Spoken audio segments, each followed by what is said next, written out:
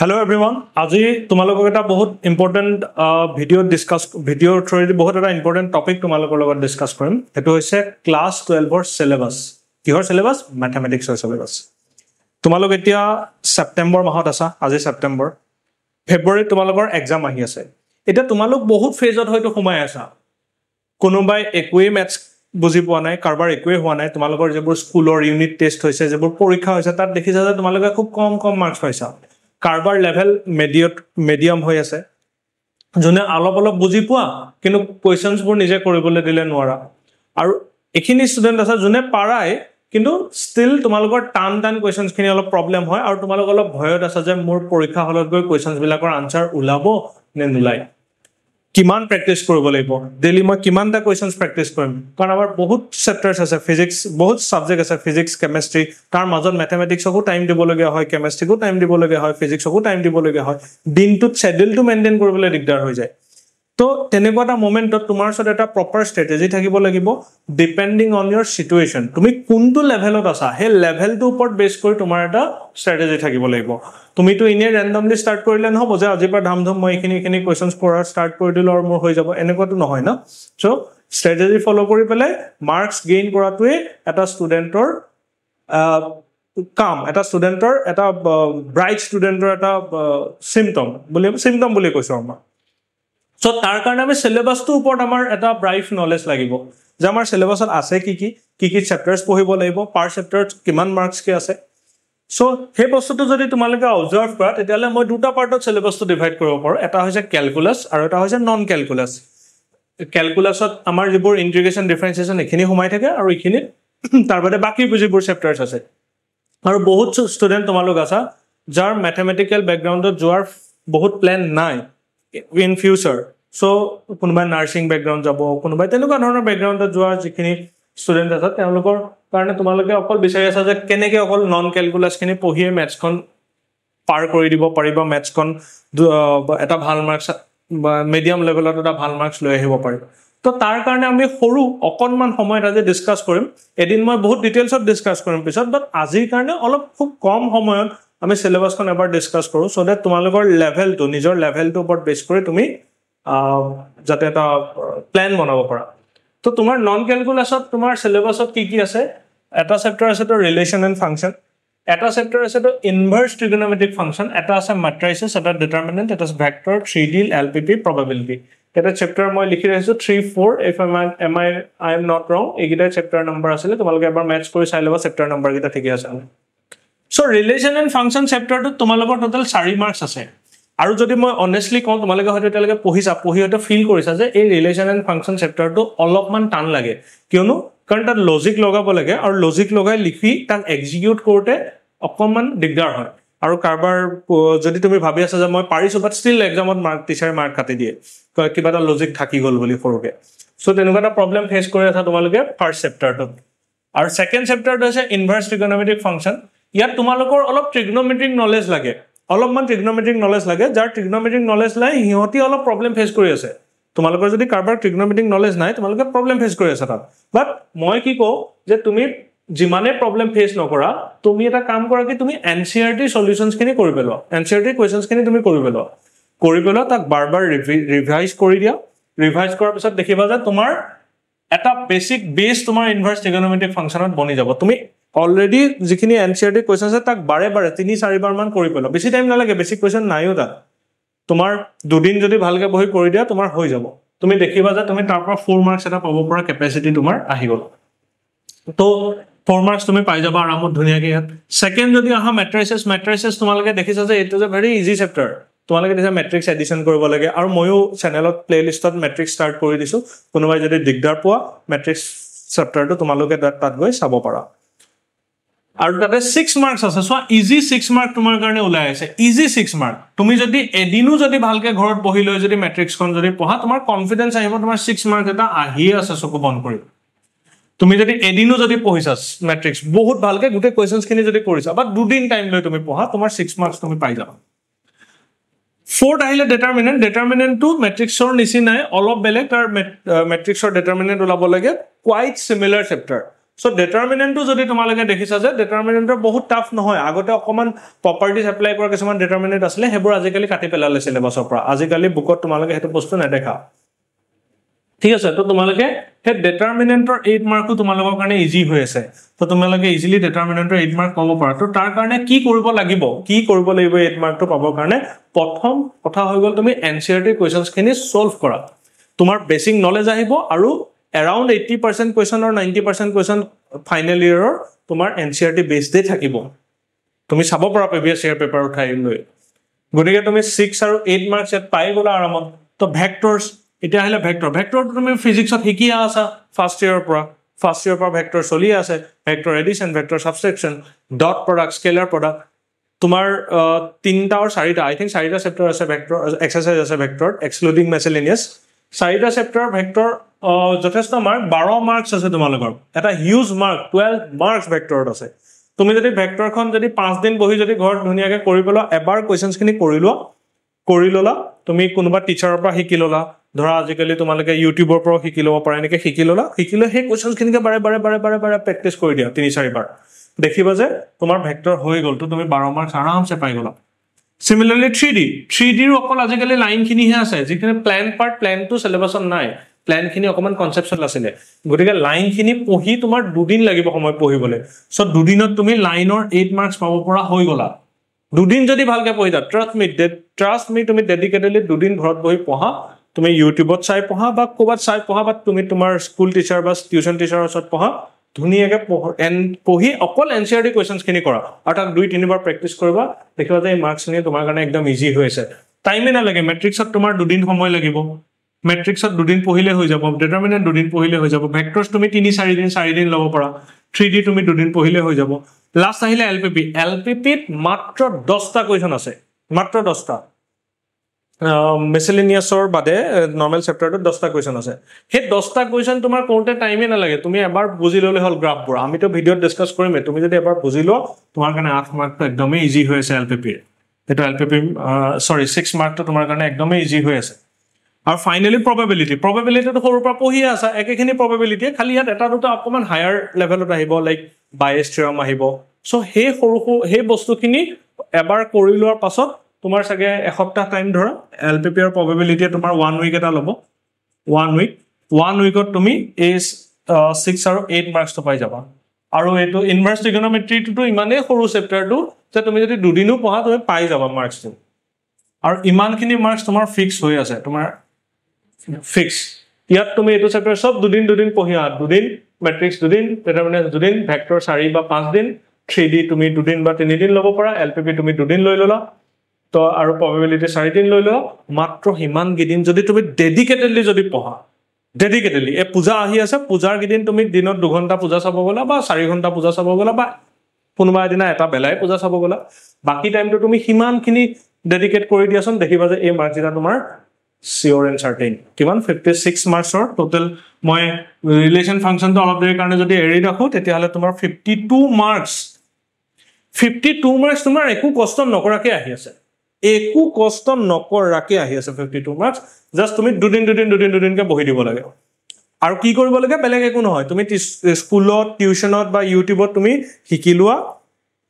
NCERT solutions খিনি কেনেকে কৰে আৰু NCERT সলিউশনস খিনি কৰা আৰু তাক বাৰে প্ৰেক্টিছ কৰা দুবাৰ বা তিনিবাৰ বাস ইনাফ তোমাৰ 52 মাৰ্কস অকো বন্ধ কৰি কাৰবাৰ যদি ইয়াতকে বেছি লাগে মাৰ্কস তেতিয়া তুমি ক্যালকুলাছত সোমাব লাগিব আদাৰৱাইজ 52 মাৰ্কস হৈ আছে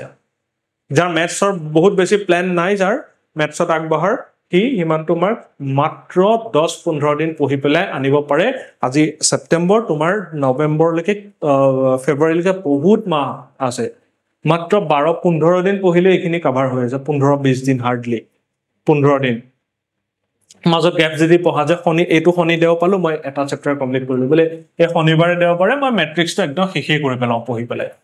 ম্যাট্ৰিক্সৰ এখন নোটে বনাই পেলোৱা যাতে পৰীক্ষাত সব কোৱেশ্চন লিখি ললা পৰীক্ষাৰ আগদিনা যদি হে নোটটো পঢ়িলে হৈ যায়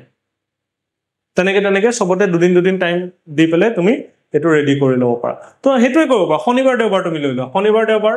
ম্যাট্ৰিক্স নেক্সট শনিবাৰ দেওবাৰ ডিটাৰমিনেন্টস নেক্সট শনি দেও আৰু তাত দুদিন বেছিকে লবা কাৰণ ভেক্টৰটো ডাঙৰ চেপ্টাৰ 4 দিনৰ ভেক্টৰছ হৈ গল নেক্সট अगेन 2 days য'ত তুমি 3D কমপ্লিট কৰিলা এগেইন 2 ডে স্যাটাৰডে সানডে তুমি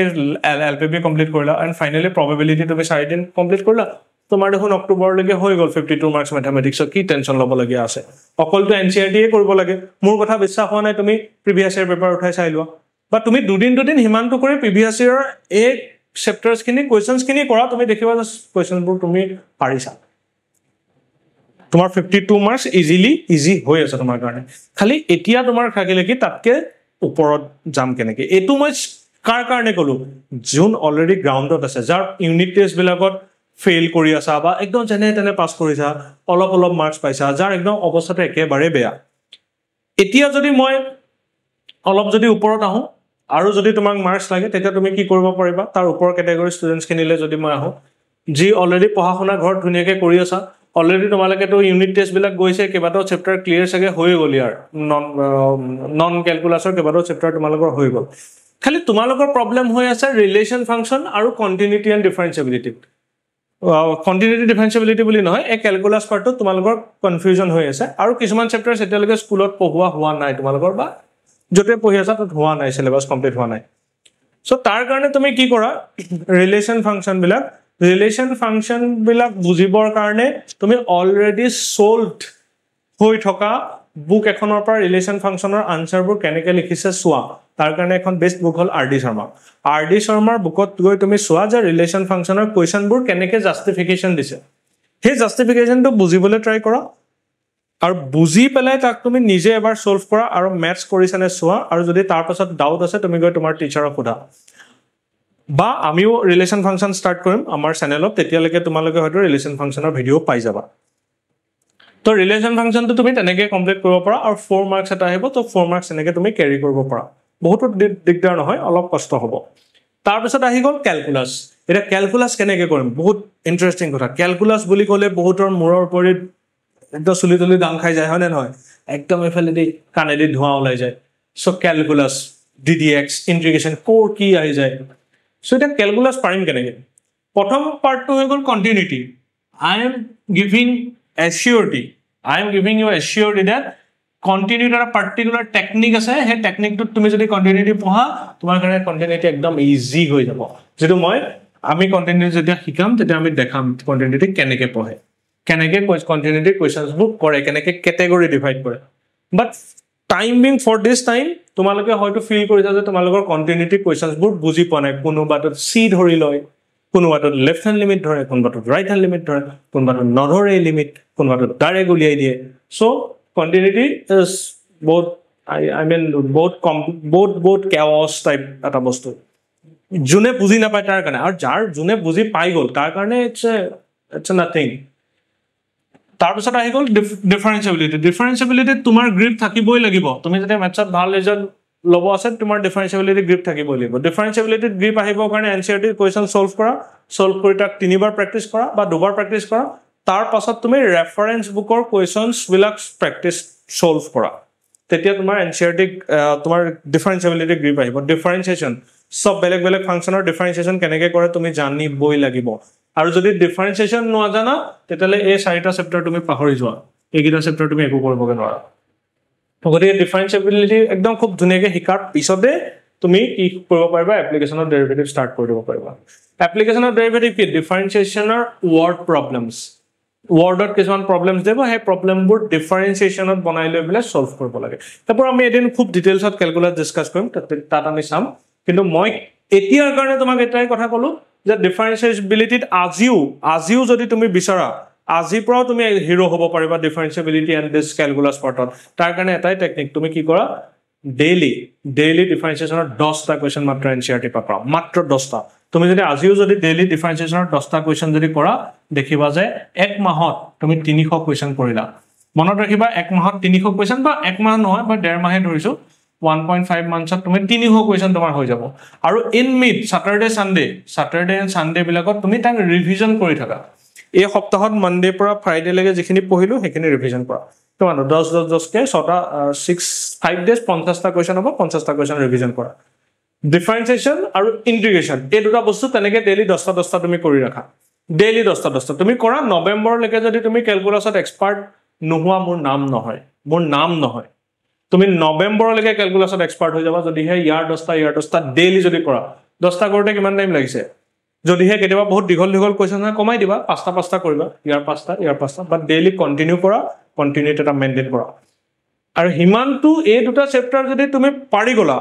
তেতিয়াহলে তুমি বাকি দুনিয়া পাহৰি যোৱা এপ্লিকেশন অফ ইন্টিগ্ৰেশন কৰিব কাৰণে বুজিব কাৰণে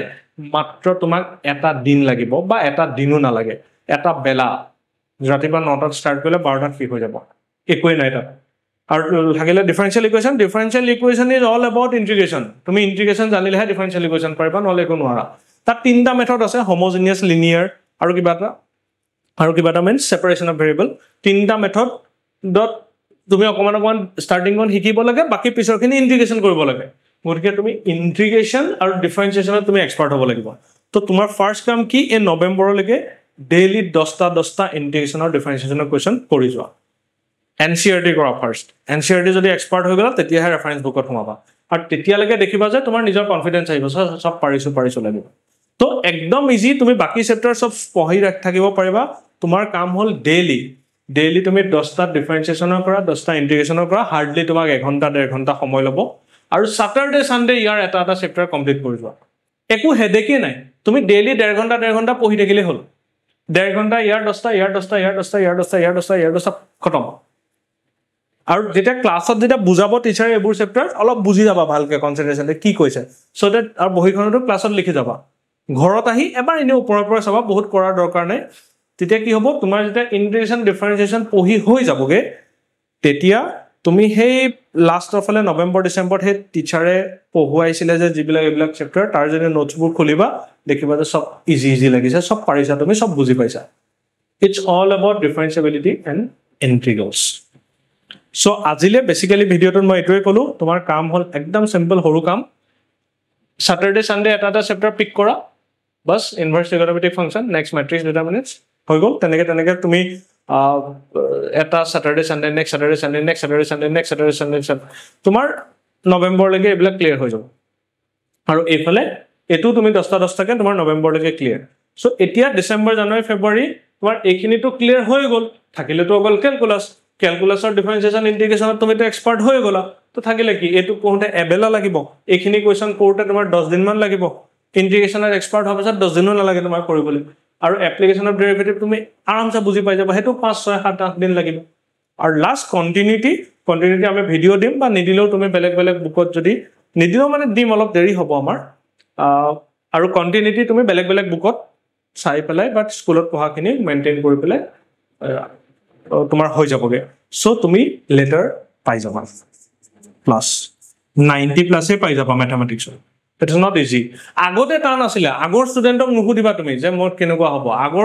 আগতে ম্যাথমেটিক্সত বহুত টান কিছুমান পাৰ্ট আছিল হেবু পঢ়োতে বহুত সময় লয় টান বুলি মই এক্স্যাক্টলি নকওঁ বাট বহুত সময় লয় বহুত টাইম লাগে কিন্তু আজিকালি হেবিলাক পাৰ্ট কাটি দিলে সিলেবাসৰ পৰা ক্যালকুলাস খিনি বহুত বেছি একো কটা নাই কাৰণে এতিয়াও তুমি এখিনিত অলপ কষ্ট কৰিব লাগিব বাট এই পাৰ্টখিনি যিবোৰ অলপ হাৰ্ড চেপ্টাৰছ আছিল হেবোৰ আজিকালি সিলেবাসৰ পৰা কাটি দিলে so it is very easy so এটোৱে প্ল্যান এদিন মই প্ল্যানটো ডিটেইলছত ডিসকাস কৰিম লাইক কোনটো চেপ্টাৰ কেনেকৈ পঢ়িব লাগে কোনটো এক্সাৰসাইজ কিমান দিনত কিমান কোৱেশ্চন কৰিব লাগে তো তাৰ ওপৰত এটা ডিটেইল ভিডিও বনাম যদিহে তোমালোকক লাগে আৰু তাৰ কাৰণে তোমালোকে এই ভিডিওটোৰ তলত কমেন্ট কৰি ক'ব লাগিব যে ইয়েস উই নিড ইট লাগে আমাক